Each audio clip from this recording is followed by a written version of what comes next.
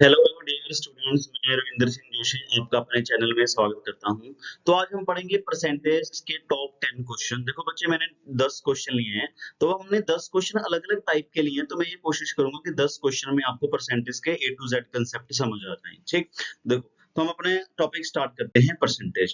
देखो बच्चे, first question है, क्या लिखा गया, if 20% of a number is added to another number B. देखो इसका क्या मतलब है, कहता अगर 20% किसी भी नंबर का ऐड किया जाए किसमें, बी में, देन बी इंक्रीज बाय 30%, तो बी 30% इंक्रीज हो जाएगा। देखो बच्चे, अगर हम ये देखें, यहाँ पे मेरे पास एक ए नंबर है और एक मेरे पास यहाँ पे बी नंबर है। यहाँ पे हमारे पास दो नंबर है, ए और बी।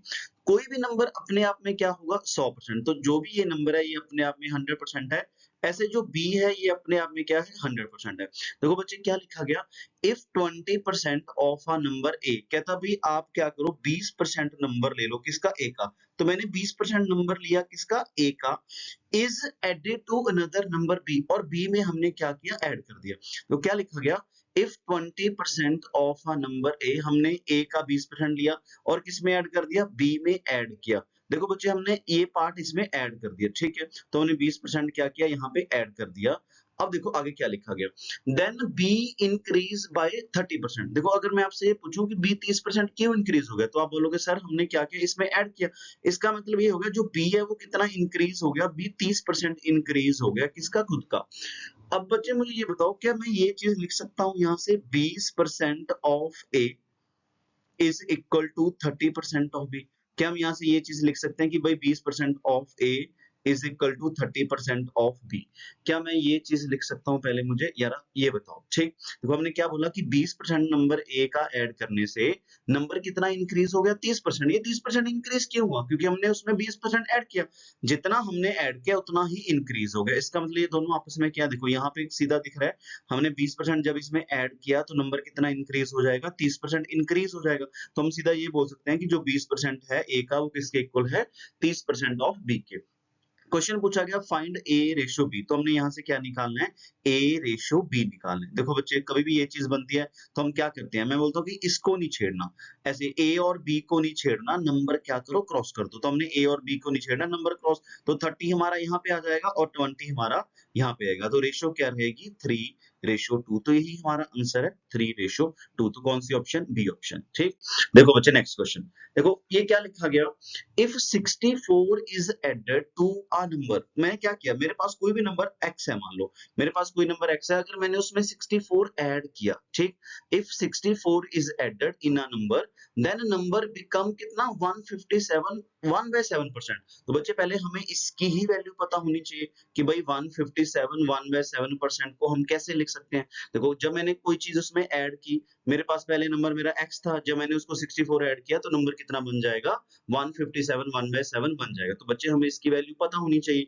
तो क्या मैं इस चीज को ऐसा लिख सकता हूँ कि भाई इसकी वैल्यू कितनी है, भाई ये 100% प्लस ये कितना, 57 1/7% लिख सकते हैं। इसमें तो कोई इश्यू नहीं। क्या मैं 100% को ऐसा लिख सकता हूँ कि 100% कितना है हमारा 1, और 57 1/7 इसकी वैल्यू कितनी है, क्या मैं इसको क्या लिख सकता हूँ। देखो बच्चे, यहाँ से हिंट मिल रहा है हमें कि भाई 1/7, तो ये 1/7 का मल्टीपल है। तो ये किसकी वैल्यू कितनी है, 4/7। ठीक है, तो हम इसको सोल्व करेंगे तो ये क्या आएगा, 11/7। देखो बच्चे, अब मैं क्या बोलता हूँ कि परसेंटेज में ये वैल्यूज बहुत इंपॉर्टेंट है, तो हमें इसको पकड़ना है। तो ये क्या बना, 11/7 बना। तो इसका क्या मतलब है, देखो ये इसका मतलब ये है, कोई भी नंबर 11/7 क्या हो गया, बन गया। तो हम ये बोलते हैं कि नीचे हमारा क्या रहता है, ओरिजिनल नंबर, जिससे कंपेयर करते हैं। तो पहले नंबर कितना था भाई, हमारा 7 था, अब कितना बन गया, 11 बन गया। देखो बच्चे, इस चीज को ऐसे पढ़ते हैं कि मेरा नंबर पहले 7 था, अभी कितना बन गया, 11 बन गया। 7 से 11 बन गया, कितना पार्ट इंक्रीज हो गया, 4 पार्ट। ये 4 पार्ट क्यों इंक्रीज हुआ, क्योंकि उसमें हमने कुछ ना कुछ ऐड किया।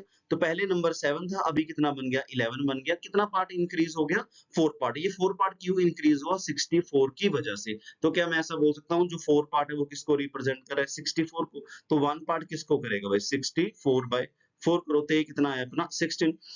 अगर 1/16 है तो हमें क्या निकालना है, फाइंड द नंबर। तो हमें ओरिजिनल नंबर निकालना है। ओरिजिनल नंबर हमारा कितना है, 7। तो हमें किसकी वैल्यू निकालनी है, 7 की। तो ये बताओ जरा, 7 पार्ट कितना आएगा, अगर 1/16 है तो 7 कितना आएगा, 7 × 16। तो कितना रहेगा भाई, 112, 112। तो यही हमारा आंसर है। तो हमारा आंसर आएगा ए ऑप्शन। ठीक है, इसमें तो किसी को कोई डाउट नहीं होना चाहिए। इसका मतलब बच्चे परसेंटेज वैल्यूज बहुत इंपॉर्टेंट है, तो हमें अच्छे से ये याद होनी चाहिए। ठीक, अब आ जाओ आगे। देखो क्या लिखा गया, the population of a town is 18900। ठीक, किसी गांव में इतनी पॉपुलेशन है, 4/9 ऑफ देम आर मेल। देखो बच्चे पूरे मैथ्स में अब एक चीज ध्यान रखेंगे, कभी भी ये चीज बनती है ना कि भाई 4/9 मेल है, तो इसका क्या मतलब पढ़ते हैं, तो हम इस चीज को ये पढ़ते हैं कि भाई मेरे 4 नंबर आए, किसमें से, टोटल में से। टोटल कितना है हमारा, 9 पार्ट है। तो क्या मैं ऐसा बोल सकता हूँ कि भाई मान लो अगर टोटल 9 है, अगर टोटल 9 है, तो देखो क्या लिखा गया, पॉपुलेशन कितनी है, 189,000, उसमें से 4/9 ऑफ देम आर मेल। तो क्या मैं ऐसा लिख सकता हूँ कि अगर टोटल 9 बंदे हैं, उसमें से मेल कितने होंगे, तो हम ये बोल सकते हैं कि मेल कितने हैं, 4। ठीक है, सीधा ये लिखा गया 4/9, तो इसका मतलब 4 पार्ट मेल है, किसमें से, टोटल में से। इसमें तो कोई इश्यू नहीं। डन। देखो, एंड रेस्ट आर फीमेल, और बाकी कौन है, बाकी फीमेल्स है।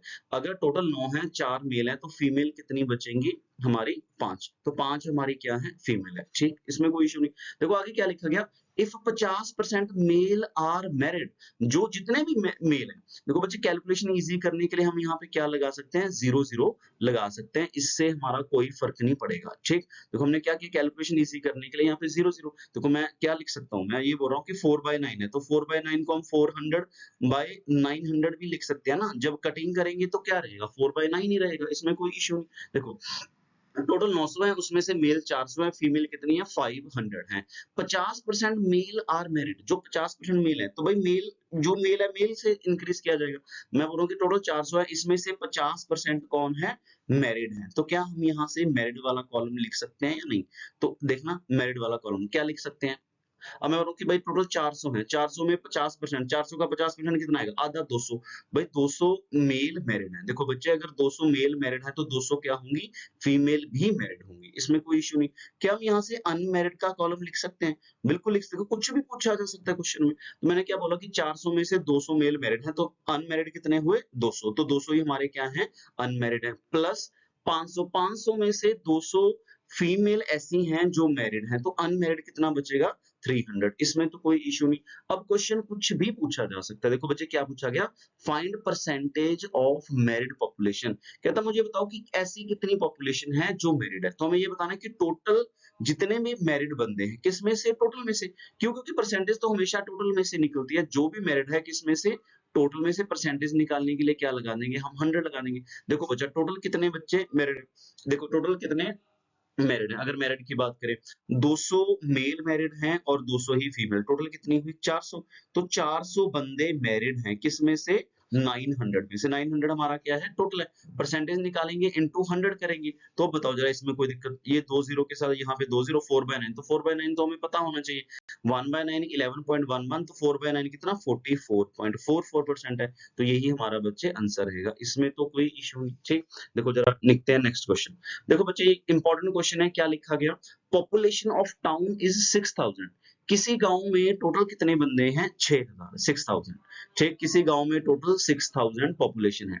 If male are increased by 5%, अगर मेल 5% इंक्रीज हो जाए, देखिए टोटल हमारे 6000 बंदे हैं, अगर मेल 5% इंक्रीज हो जाए, and female are increase by 9%, और जो फीमेल है वो कितनी इंक्रीज हो जाए, 9% इंक्रीज हो जाए। मेल 5% इंक्रीज हो जाए, फीमेल 9% इंक्रीज हो जाए, देन पॉपुलेशन बिकम 6500। कहता भी देखो, जो पॉपुलेशन हमारी 6000 थी, वो अपनी कितनी हो जाएगी, 6500 हो जाएगी। ठीक, अब मुझे ये बताओ कि कितनी पॉपुलेशन इंक्रीज हुई। तो आप बोलो सर पहले 6000 था, अब 6500, कितना इंक्रीज हो गया। तो मैं क्या ऐसा बोल सकता हूँ कि भाई 500 इंक्रीज हो गया, इसमें तो कोई इश्यू नहीं। ठीक, देखो इस 500 में से कुछ मेल इंक्रीज हुए, कुछ फीमेल। तो यहाँ पे सीधा सीधा लिखा है कि मेल 5% इंक्रीज हुए।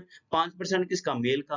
फीमेल कितनी इंक्रीज हुई, 9% इंक्रीज हुई, किसका, फीमेल का। देखो बच्चे हम 9% को क्या ऐसा लिख सकते हैं, देखो मेल 5% इंक्रीज हुए, तो 9% को क्या हम ऐसा लिख सकते हैं, 5% प्लस 4% लिख सकते हैं। इसमें तो कोई इश्यू नहीं ना। ठीक, देखो अगर मेल भी 5% इंक्रीज होते, ये इंपॉर्टेंट पॉइंट है, अगर मेल भी 5% इंक्रीज होते और फीमेल भी 5% इंक्रीज होती। अगर मेल 5% इंक्रीज होते, फीमेल भी 5% इंक्रीज होती, क्या मैं ऐसा बोल सकता था कि भाई कितना इंक्रीज होता? तो 5% इंक्रीज होता किसका? टोटल का। इसमें कोई इशू नहीं। देखो बच्चे, कभी भी ये नहीं बोलोगे आप कि मेल 5% इंक्रीज हुए, फीमेल 5% इंक्रीज हुए और टोटल भी हमारा कितना इंक्रीज होना चाहिए? 5 और 5 10 नहीं होगा। क्यों? ये 5% किसका है? ये टोटल का है। यहाँ पे मैं बोल रहा हूँ कि मेल 5% इंक्रीज, मेल किसका? 5% किसका? मेल का। फीमेल कितनी? 5% इंक्रीज हुई किसका? फीमेल का। तो अगर मेल 5% इंक्रीज है, फीमेल 5% इंक्रीज है, तो क्या बच्चे ऐसा नहीं बोल सकता टोटल भी कितना इंक्रीज होगा? टोटल 5% इंक्रीज होगा किसका? टोटल का। ठीक है बच्चे, देखो अब टोटल हमारा 600 था, 6000 था, इसका 5% कितना? तो 5% में तो कोई दिक्कत नहीं, 10% कितना? 600, 5% कितना होगा? 300। तो भाई 300 तो यहाँ से इंक्रीज हो गया। तो बच्चे बचा कितना? तो आप क्या बोलोगे सर 200 तो अभी बचा है ना। टोटल हमारा 500 इंक्रीज हुआ, 300 तो हमारा यहाँ से इंक्रीज हो गया, 5% से हमारा इंक्रीज हो गया, तो बचा कितना? 200 एक्स्ट्रा। देखो जो 200 एक्स्ट्रा बचा, अब ये कहाँ से बचा मुझे ये बताओ। तो आप बोलोगे सर यहाँ पे 4% भी बचा है ना, तो इसमें तो कोई इशू नहीं, इसमें तो कोई दिक्कत नहीं ना। तो जो 4% बचा है, इसका मतलब इधर 4% इंक्रीज हुआ और इधर कितना इंक्रीज हुआ? 200 इंक्रीज हुआ। तो क्या हम सीधा ये नहीं लिख सकते कि जो 4% है वो किसके इक्वल है? 200 के। अगर 4% 200 है, तो 1% कितना आएगा अपना? 50। तो हमें क्या निकालना है? टोटल निकालना है। देखो अगर 4% फीमेल से है, तो फीमेल का 4% 200 के बराबर है, 1% इतना, तो 100% निकाल दो। तो 100% कितना आएगा अपना? 5000। इसका मतलब देखो, अगर बच्चे फीमेल से इंक्रीज हो रहा है, तो ये फीमेल का पार्ट निकलेगा। तो फीमेल कितनी आई? 5000। 6000 टोटल है, उसमें से फीमेल 5000 है, तो मेल कितने बचे अपने? 1000। तो 1000 हमारे क्या बचे? मेल बचे। देखो अगर मेल से कुछ एक्स्ट्रा होता तो मेल का 100% निकलता। ये 4% किसका? फीमेल का। तो 100% निकलेगा किसका? निकलेगा फीमेल का। तो क्वेश्चन क्या पूछा गया? Find the number of males. तो मेल्स कितने हैं अपने? 1000। तो यही आंसर है अपना 1000। इसमें तो कोई इश्यू नहीं। ठीक, आ जाओ। देखो बच्चे, अब पढ़ो क्वेश्चन क्या लिखा गया। Next question, in a consumer, if a consumer decrease 25% in value. Value का मतलब उसका रेट कम हो गया। अगर किसी चीज का 25% रेट कम हो गया, प्राइस कम हो गया, तो इसका मतलब कितना? 1/4 है ना। तो इसका मतलब पहले 4 था, अभी कितना बचा? 3 बचा। ठीक, अगर रेट कम हो गया, अगर प्राइस कम हो गया, आगे क्या लिखा गया? The consumer can purchase 3 kg more sugar. तो अब उसको 3 किलो शुगर ज्यादा मिलेगी। अब मुझे बताओ बच्चे, उसको 3 किलो ज्यादा क्यों मिलेगी? आप बोलोगे सर अगर प्राइस बढ़ेगा चीजों का, तो हमें क्या मिलेगा? अगर सॉरी, प्राइस क्या हो गया? डिक्रीज हो गया। देखो बच्चे, अगर प्राइस डिक्रीज होगा तो चीजें हमें क्या मिलेंगी? क्वांटिटी क्या मिलेगी? ज्यादा मिलेगी। वाइस वर्सा, अगर प्राइस इंक्रीज होगा तो चीजें हमें क्या मिलेगी? कम मिलेगी। तो इसको क्या लिखते हैं हम? Inverse relation. तो क्या लिखा गया? इन कंज्यूमर डिक्रीज 25% इन वैल्यू। पहले प्राइस कितना था? 4 था, अभी कितना बचा? 3 ही बचा। Then consumer can purchase 3 kg more in rupees इतना। ठीक, अब बताओ बच्चे, ये 3 केजी किसको डिफाइन कर रहा है? ये तो क्वांटिटी है। अगर प्राइस हमारा 4:3 में है, तो क्वांटिटी किस रेशियो में रहेगी? 3:4 में। तो अब हम पहले ये नहीं बोल सकते कि पहले उसको 3 पार्ट मिल रहा था, अभी कितना मिल रहा है? 4। कितना ज्यादा मिल रहा है?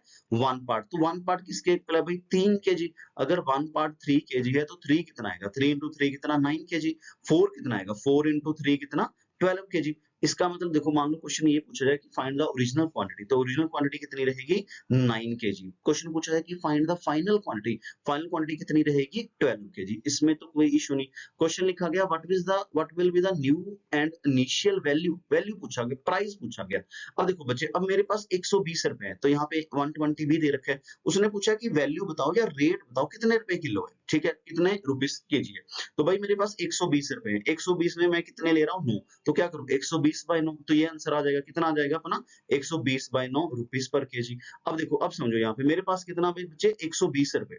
120 में मैं 20 किलो ले रहा हूँ, तो कितने रुपए किलो होगी? तो आप क्या बोलोगे? सर 120 को क्या करो? 12 के साथ डिवाइड करो, तो कितना आएगा अपना? 10 रुपए किलो। ये बताओ जरा, इसमें तो कोई इश्यू नहीं किसी को।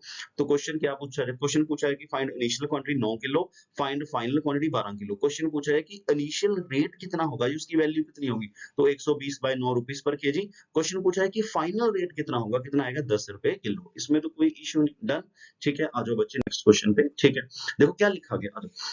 The early wages of Raman are decrease by 14%। लो जी, इसके वेजेस क्या हो गए? 14% कम हो गए। अब इसके वेजेस 14% कम हो गए। ठीक है जी, तनख्वाह 14% कम होगी और इसके वर्किंग आवर्स इंक्रीज हो गए 5%। लो जी, जो इसके आवर्स हैं वो कितने इंक्रीज हो गए, 5% इंक्रीज हो गए। तो ये बच्चे दो चीजें चल रही है, वेजेस और आवर्स, ठीक है। अगर मान लो कि मेरी तनख्वाह कैसे बनेगी, इन दोनों को मल्टीप्लाई करके। अगर मान लो मुझे एक घंटे का 100 रुपए मिल रहा है, तो 5 घंटे का कितना मिलेगा, इंटू 5 कर सकता हूँ ना। तो मैं क्या बोलूंगा, इन दोनों को मल्टीप्लाई करके मेरा खर्चा या मेरी जो इनकम बनेगी, जो पैसे मिलेंगे वो मिलेंगे। क्या लिखा गया, find percentage change in the if in the wages if we get 2400 per week for 48 hours।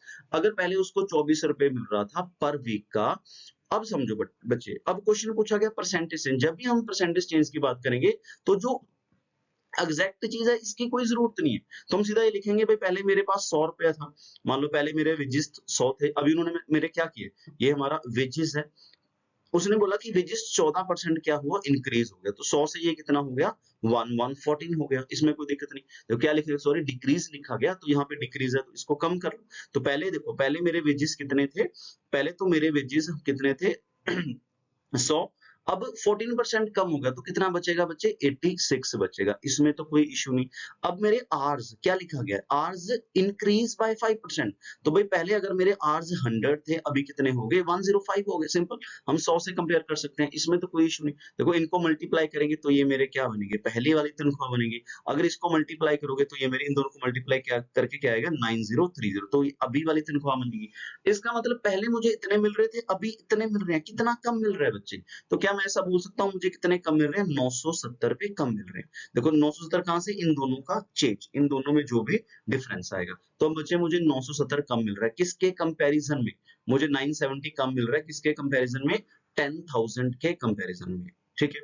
तो मैं यहाँ पे क्या लिख सकता हूँ, 10,000 लिख सकता हूँ। परसेंटेज निकालने के लिए क्या करो बच्चे, 100 के साथ मल्टीप्लाई, 2 जीरो के साथ 2 जीरो कट गई, इधर जीरो के साथ जीरो, तो कितना आंसर आया, 9.7, ठीक है। तो इसका मतलब क्या होगा, 9.7 क्या आएगा, चेंज आएगा, कितना हो जाए, 9.7 कम हो जाएगा। तो यही हमारा आंसर है। देखो बच्चे मैं क्या बोलूं कि जब भी परसेंटेज चेंज की बात करेंगे तो हमें ये नहीं देखना कि 2400 रुपया या 48 घंटे, इसका कोई इशू नहीं, तो सीधा सीधा आंसर आएगा, इसमें तो कोई इशू नहीं, डन, ठीक है। आ जाओ जरा नेक्स्ट क्वेश्चन पे। देखो ये इंपॉर्टेंट क्वेश्चन है, क्या लिखा गया, एक company give 12% commission to his salesman. एक कंपनी 12% कमीशन दे रही है अपने सेल्समैन को। लो जी, जितना भी कहता कोई बंदा सेल करेगा उसका 12% कंपनी उसको दे देगी, ऑन जितनी भी टोटल सेल करेगा उसका 12% दे देगी।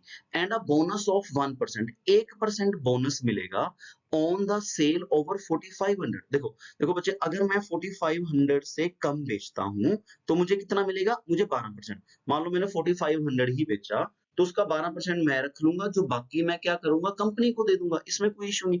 अब उसने बोला कि आपको 1% बोनस मिलेगा, बट वो कब मिलेगा, इसका मतलब पहले 12% मिल रहा था, अब 1% बोनस मिलेगा, तो मुझे क्या मिलेगा, 13% मिलेगा, बट कब, ओवर 4500। अगर मैं 4500 से ज्यादा सेल करूंगा तो मुझे क्या मिलेगा, 13% मिलेगा। देखो क्वेश्चन क्या लिखा गया बच्चे, कि भाई आपको 12% कमीशन मिलेगा अगर आप 4500 तक सेल कर रहे हो। अगर मैं 4500 से ज्यादा सेल कर देता तो मुझे 13% मिलना था, इतना, ठीक है। अब देखो क्या लिखा गया, इफ सेल्समैन डिपॉजिट इतना, एक सेल्समैन ने 31365 रुपीज किसको क्या कर दिया, डिपॉजिट कर दिया, उसने 31,365 डिपॉजिट कर दिया कंपनी में।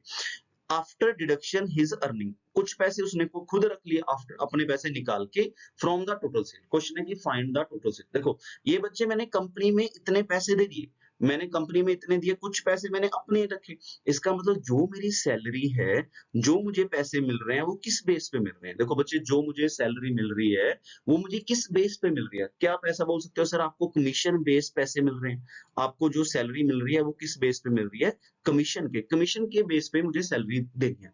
अगर मैं 4500 सेल करूंगा, 12% मैं खुद रख लूंगा, कंपनी को दे दूंगा।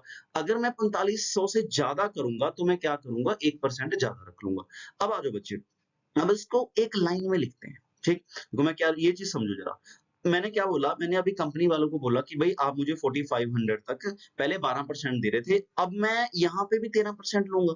अगर मैं 4500 तक सेल करता हूँ या इससे कम सेल करता हूँ तो मैं क्या करूंगा, मैं 13% लूंगा, आगे तो मैं 13% लूंगा ही लूंगा। अगर मैं 4500 से ज्यादा सेल करूंगा तो मुझे क्या मिलना चाहिए, 13%। देखो पहले भी मुझे 13% मिल रहा है, अभी भी मुझे 13% मिल रहा है, तो क्या मैं ऐसा बोल सकता हूँ कि मुझे टोटल का कितना मिल जाएगा? मुझे 13% मिल जाएगा टोटल का। तो बच्चे मैं 13% रखूँगा टोटल का, तो कंपनी को कितना पे करूँगा? मैं कंपनी को कितना पे करूँगा? 87% कंपनी को पे करूँगा। अब अकॉर्डिंग टू क्वेश्चन मैंने ये बोला कि पहले तो मैं इतना पे कर रहा था। पहले तो मैं 31365 पे कर रहा था। अभी मैं कितना पे करूँगा? अभी मैंने क्या किया? देखो बच्चे, अभी मैंने 1% ज़्यादा रख लिया ना। 1% कैसे? पहले मैं 12% रख रहा था 4500 का, फिर मैं 13% रख रहा था आगे। तो अभी मैंने क्या किया? मैंने अभी यहाँ पे भी 13%, तो मैंने यहाँ पे 1% खुद रख लिया। इसका मतलब अगर मैंने 1% एक्स्ट्रा रखा ना, तो कंपनी को 1% कम मिलेगा। तो किसका 1%? 4500 का। तो 1% ऑफ 4500, तो कितने रुपए कंपनी को कम कम मिलेंगे? 45 रुपीज़ कंपनी को कम मिलेंगे। इसमें तो कोई इश्यू नहीं। तो अब कंपनी को 45 कम मिलेंगे। ये बताओ जरा, इसमें कोई दिक्कत? तो अभी कंपनी को कितना मिलेगा? 33325। तो ये बताओ 20, इसमें कोई दिक्कत? इसका मतलब 87% अगर इसके बराबर है तो 1% कितना आएगा? तो ये पूरी कटिंग हो रही है कितने पे? 36 पे, 360 पे। तो 1% 87% इतना, 1% इतना, तो हमें क्या निकालना है? 100%। क्यों? क्योंकि टोटल तो 100% ही होगा। 100% में से 13% मैंने रखा, 87% मैंने कंपनी को दिया। पहले मैं कंपनी को इतना दे रहा था, अभी मैं 1% कम दूँगा। क्यों? क्योंकि अभी मैंने 1% ज़्यादा रखा, तो इसमें तो कोई इश्यू नहीं। तो क्या मैं ऐसा लिख सकता हूँ कि 100% निकाल दो तो क्या आएगा? 36,000। तो यही हमारा सीधा-सीधा आंसर है, बी आंसर। इसमें तो कोई इश्यू नहीं किसी को। डन? ठीक है बच्चे, आगे बढ़ो। अब देखो बच्चे क्या लिखा गया, length of rectangle increase by 37%। जो लेंथ है वो इंक्रीज होगी 37.5%, तो इसकी वैल्यू पता होनी चाहिए। And breadth of rectangle decrease by 20%। जो ब्रेड्थ है वो डिक्रीज हो जाएगी 20%। इसमें तो कोई इश्यू नहीं, ब्रेड्थ कितनी कम हो जाएगी? 20% कम हो जाएगी। क्वेश्चन है कि फाइंड चेंज इन एरिया, तो एरिया के ऊपर क्या डिफरेंस आएगा? एरिया क्या होता है? L into B. इसमें कोई इश्यू नहीं। देखो, एक बच्चे कभी भी ऐसे क्वेश्चन आए कि दो चीजें चेंज हो रही हैं, तो हम इस चीज को ऐसे लिखेंगे, भाई एक लेंथ है, एक ब्रेड्थ है। Length of rectangle increase by 37.5, तो 37.5 का क्या मतलब है?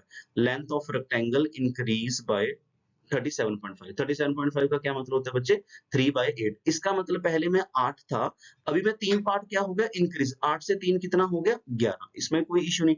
Breadth of rectangle decrease by 20%। 20% का मतलब 1/5। पहले ब्रेड्थ 5 थी, अभी एक पार्ट क्या हो गया? कम। तो अभी कितना बचा बच्चे? 4 ही बचा। इसमें कोई इश्यू नहीं। देखो, एरिया क्या होता है? L into B. L into B कितना आएगा? Area 8 into 5 40। इधर area dash L into B कितना? 44। ये बताओ जरा, इसमें कोई दिक्कत? तो ये लेंथ इंटू ब्रेड्थ एरिया, और ये हमारा बाद वाला एरिया। पहले एरिया 40 था, अभी 44 हो गया। कितना चेंज आया बच्चे? 4 का चेंज आया। किसके कंपैरिजन में? 40 के कंपैरिजन में। परसेंटेज निकालोगे, इंटू 100 कर दो। ये बताओ जरा, इसमें कोई इश्यू? तो 0 के साथ 0, तो इधर कितना आएगा? सीधा सीधा 10% आएगा। 4 के साथ 4 कट गया, तो ये आंसर आएगा। एरिया कितना आएगा? 10% क्या हो जाएगा? इंक्रीज हो जाएगा। क्वेश्चन ये देखो जरा, इसमें कोई इश्यू? डन? तो कभी भी ऐसे क्वेश्चन आएंगे कि दो चीज मल्टीप्लाई हो रही है, तो हम सीधा यही मेथड लगाएंगे। इसमें कोई इश्यू नहीं, बात खत्म। ठीक है जी। अब देखो बच्चे, ये बहुत अच्छा क्वेश्चन है। ठीक है, दो क्वेश्चन और बचे हैं, बस थोड़ा ध्यान से। क्या लिखा गया? Ratio of Radha's expenditure and saving in 13:7। देखो बच्चे, देखो जो भी दिया जाता है बच्चे उसको आराम से पढ़ो। क्या लिखा गया? एक राधा है, तो हम यहाँ पे क्या लिख लेते हैं कि एक हमारे पास क्या है? राधा है। इसमें कोई इश्यू नहीं। क्वेश्चन है कहता है राधाज एक्सपेंडिचर। ठीक, राधा के एक्सपेंडिचर की बात हो रही है एंड सेविंग की बात हो रही है। अगर राधा का एक्सपेंडिचर है, सेविंग है, तो क्या होगी? इनकम भी होगी। इसमें कोई इश्यू नहीं। कहता जो राधा का एक्सपेंडिचर और सेविंग है वो किस रेशो में है? 17:11 में है। ठीक, अगर राधा ने 17 पार्ट खर्च किया, सेव कितना? 11, टोटल कितना आया? 28। तो टोटल उसकी इनकम कितनी होगी? 28 होगी। इसमें तो किसी को कोई इश्यू नहीं होना चाहिए। ठीक, आ जाओ। अब आगे लिखा गया शाम्स टोटल। एक बंदा और है श्याम। लो जी, शाम को हम क्या लिख लेते हैं? अलग लिख लेते हैं। देखो क्या लिखा गया, आगे क्या लिखा गया? If ratio of Shyam's total income and saving. लो जी, एक शाम है, शाम की इनकम है, और इसका क्या है? एक्सपेंडिचर है, और इसका क्या है? सेविंग है। क्या लिखा गया? If ratio of Shyam's total income. Shyam की टोटल इनकम कितनी है? 37। ठीक है, शाम की टोटल इनकम 37 है। रेशियो सेविंग, और उसकी सेविंग कितनी है? 12। उसने 12 रुपए क्या किया? सेव किए। देखो मेरे पास बचे 37 है, अगर मैंने 12 सेव किए तो मैंने खर्चा कितना किया? 25। इसमें कोई इश्यू नहीं, तो ये चीज लिख सकते हैं। देखो आगे क्या लिखा गया? If Radha's income increase by 14.28%। लो जी, राधा की जो इनकम है वो कितनी इंक्रीज होगी? 14.2। देखो अगर राधा है तो राधा की बात करेंगे, शाम है तो शाम शाम की बात करेंगे। 14.28 राधा की इनकम इंक्रीज होगी, तो इसका 14.28 कितना 1/7, तो भाई 1/7 इंक्रीज हो गया किसका 28 का, तो कितना इंक्रीज हो गया बच्चे 4, तो 28 और 4 कितना हो जाएगा, ये 32 हो जाएगा। लो जी, राधा की जो इनकम है वो कितने इंक्रीज होगी, 32 इंक्रीज होगी, इसमें तो कोई इश्यू नहीं। आगे देखो बच्चे क्या लिखा गया, एंड शाम्स एक्सपेंडिचर, शाम का जो खर्चा है वो 20% इंक्रीज हो गया, शाम का एक्सपेंडिचर, लो जी जितना भी एक्सपेंडिचर है, पहले उस कितने रुपए खर्च करा था वो 25, तो अभी क्या हुआ 20%, तो 20% कितना भाई 1/5, तो 1/5 इंक्रीज हो गया किसका 25 का, तो बच्चे कितना इंक्रीज हो गया 5, इसका इंक्रीज हो गया, तो इसमें 5 ऐड करो कितना आएगा 30 हो जाएगी। ये बताओ जरा, इसमें तो कोई दिक्कत नहीं, देखो बिल्कुल सेम बेसिक लिखा है, उसने बोला कि भाई एक्सपेंडिचर और सेविंग दे रखा है, तो हमने यहाँ से इनकम लिख दी।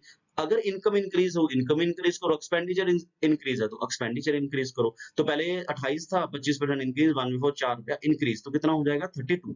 अब मेरे पास 32 है, खर्चा मेरा 17 का 17 है, इसमें तो कोई इश्यू नहीं, तो मेरी सेविंग कितनी रहेगी, एक्सपेंडिचर तो सेम ही है, तो इसका डिफरेंस कितना आएगा अपना 20 अपना 25 सॉरी 15, तो जो मेरी सेविंग है अभी कितनी हो जाएगी 15 हो जाएगी, 32 में से 17 माइनस कर दो। अब आगे देखो, अब उसने बोला कि इसका एक्सपेंडिचर इंक्रीज 25 से 30, भाई इनकम तो इसकी 37 की 37 ही रहेगी, डन, तो ये बचा कितना हमारा, तो जो हमारी सेविंग होगी वो कितनी रहेगी 7 रुपए, इसमें कोई इश्यू नहीं, डन।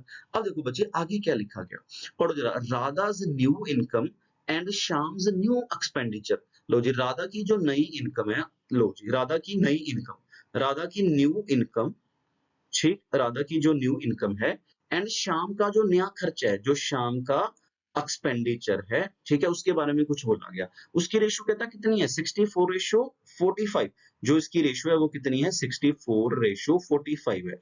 अब बच्चे एक चीज समझो, यहाँ पे हम ये बोल रहे हैं कि जो राधा है उसकी न्यू इनकम कितनी है 64 है, यहाँ पे राधा की न्यू इनकम कितनी है 32 है, तो इसको क्या करेंगे सेम करेंगे, इसको सेम करने के लिए क्या बोलेंगे इंटू 2 करो, देखो बच्चे अगर इंटू 2 करेंगे तो ये कितना आ जाएगा 64 आ जाएगा, ये डबल हो जाएगा 34 हो जाएगा, और ये कितना हो जाएगा 30 हो जाएगा, तो हम ये बोल सकते हैं कि हमारे पास जो राधा की इनकम है, एक्सपेंडिचर है और सेविंग है, तो ये हमारे पास क्या है इनकम, एक्सपेंडिचर और सेविंग आया, इसमें कोई इश्यू नहीं। आगे देखो क्या लिखा गया, एंड जो शाम का एक्सपेंडिचर है वो कितना है बच्चे 45, जो शाम का एक्सपेंडिचर है वो कितना है 45 है, तो 45 देखो, यहाँ पे जो शाम है उसका जो न्यू एक्सपेंडिचर है यहाँ पे कितना है 30, तो मैं बोल रहा हूँ कि ये तो 45 है, तो क्या हम इसको 30 को 45 बना सकते हैं, किसके साथ मल्टीप्लाई करके बच्चे 1.5 के साथ मल्टीप्लाई कर दो, तो इसको 1.5 के साथ मल्टीप्लाई करेंगे तो हमारे पास यहाँ पे क्या आ जाएगा, देखो इसको 1.5 के साथ मल्टीप्लाई करो तो ये क्या आ जाएगा 55.5 आ जाएगा, इसको 1.5 के साथ मल्टीप्लाई करो ये 45 आ जाएगा, इसको 1.5 के साथ मल्टीप्लाई करो ये 10.5 आ जाएगा, इसमें तो किसी को कोई इश्यू नहीं, ठीक।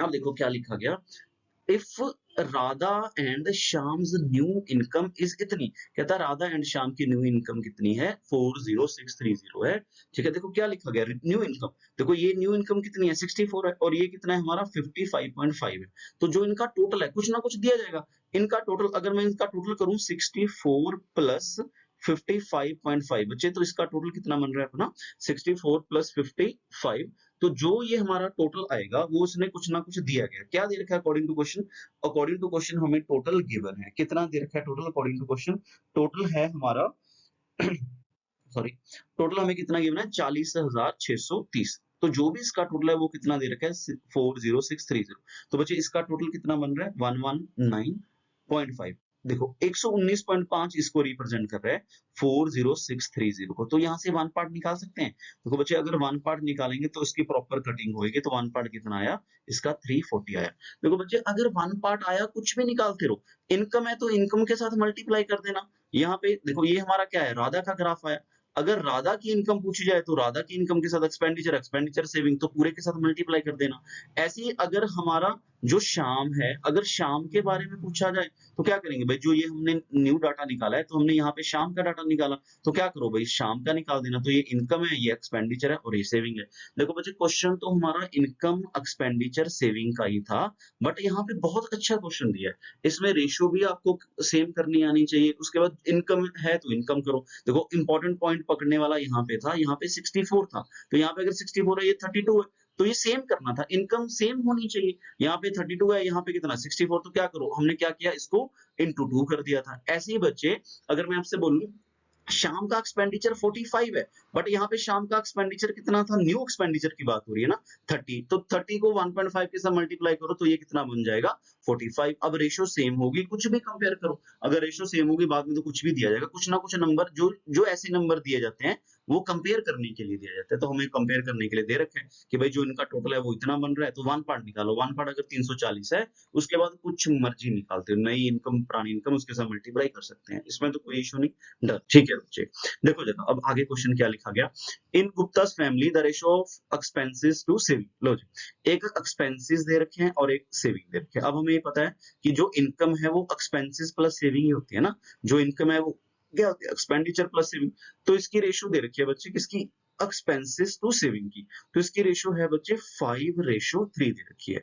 ठीक है जी, इसमें तो कोई इशू नहीं। डन। देखो अब मैंने क्या बोला बच्चे, इसकी कैलकुलेशन इजी करने के लिए, देखो अगर उसने 5 रुपए खर्चा किया, 3 रुपए उसके पास बचे हैं, तो टोटल कितना होगा बच्चा, उसका 8 होगा। तो मैंने बोला कैलकुलेशन इजी करने के लिए एक एक जीरो लगा लो, कोई इशू नहीं, एक एक जीरो, दो दो जीरो लगा लो, कोई इशू नहीं, दो दो जीरो लगानी है तो दो दो जीरो लगा लो, इसमें तो कोई इशू नहीं ना। तो ये तो सेम रहेगा, 500 प्लस 300 8, 5 प्लस 3 8 रहेगा। देखो क्या लिखा गया, but his income in sorry but his expenses, his expenses increase by 60%। तो बच्चे जो जितना भी पहले उसका खर्चा था अब क्या हो गया, 60% इंक्रीज हो गया, एक्सपेंसेस 60% इंक्रीज हो गए, एंड इनकम इंक्रीज बाय 25%। जो इनकम है वो कितनी इंक्रीज होगी, 25% क्या हो गया बच्चे, इंक्रीज हो गया। क्वेश्चन ये है कि क्वेश्चन पूछा है कि चेंज इन सेविंग या जो भी कुछ कंपेयर करने के लिए बोला जाएगा। देखो बच्चे मैंने आपको इतनी बार बोला कि अगर इनकम है तो इनकम से इंक्रीज होगी, एक्सपेंडिचर है तो एक्सपेंडिचर से इंक्रीज होगा, सेविंग है तो सेविंग से इंक्रीज होगी। तो उसने बोला कि 25% इंक्रीज, इसका 25% कितना 1/4, 1/4 किसका 800 का, तो बच्चे कितना आ जाएगा अपना 200, तो इसमें कोई इशू नहीं। 800 में 200 ऐड करो कितना हो जाएगी, इनकम 1000, तो अभी इसकी इनकम कितनी है 1000। तो उसने बोला कि जो एक्सपेंडिचर है जो भी इसका खर्चा था 60% इंक्रीज, तो 60% किसका, इसका। तो बच्चे मैंने बताया कि 10% अगर 50 है तो 60% कितना होगा 300, तो ये कितना हो जाएगा, तो इसकी जो इसका खर्चा है 60% इंक्रीज हो जाएगा, 500 प्लस 300 ये कितना हो जाएगा 800 हो जाएगा। अब इसमें बताओ जरा, इसमें कोई इशू नहीं, तो सेविंग कितनी बचेगी उसकी बच्चे, देखो पहले अब मेरी इनकम 1000 है, उसमें से मैंने 800 रुपया खर्चा किया, तो मेरी सेविंग कितनी बची बच्चे, सभी सेविंग मेरा बचा 200 रुपए, तो 200 रुपया मेरे पास अब बचेगा, इसमें कोई इशू नहीं। देखो क्वेश्चन क्या पूछा, क्या बोला गया, कहता देयर इज डेफिशिएंट, इसमें 3500 इन द सेविंग, कहता जो सेविंग है वो 3500 क्या हो जाएगी, कम हो जाएगी सेविंग। पहले सेविंग 300 था, अभी 200, कितना कम हो गया भाई, 100 पार्ट कम हो गया। तो जो 100 पार्ट है वो किसको रिप्रेजेंट कर रहा है, 3500 को। 100 पार्ट अगर 35 रिप्रेजेंट कर रहा है तो 1 पार्ट किसको करेगा, 35 को। अगर 1 पार्ट 35 है, कुछ भी निकालते रहो, फाइंड द इंक्रीज्ड इनकम। देखो जो मैंने सेम वही बात बोला कि अगर 1 पार्ट आ गई, पूरे को 1 पार्ट के साथ मल्टीप्लाई करके कुछ भी निकाल सकते हैं ना, हमने क्या बोला, find increased income, increased income कितनी है 1000, तो हमें किसकी वैल्यू निकालनी है 1000 की। अगर 1 पार्ट 35 है तो 1000 कितना आएगा, 35,000 आएगा। ये बताओ जरा, इसमें कोई दिक्कत, तो ये हमारा आंसर है। ठीक है, तो बच्चे आज के लिए हम इतना ही करते हैं। तो इस वीडियो में हमने 10 क्वेश्चन अच्छे से किए हैं, थोड़ा रिवाइज करना, फिर भी कोई डाउट रहेगा तो मेरे से पूछना, इसमें कोई इशू नहीं। ठीक है बच्चे, तो वीडियो को प्रॉपर शेयर करना, थोड़ा लाइक करना। Thank you so much.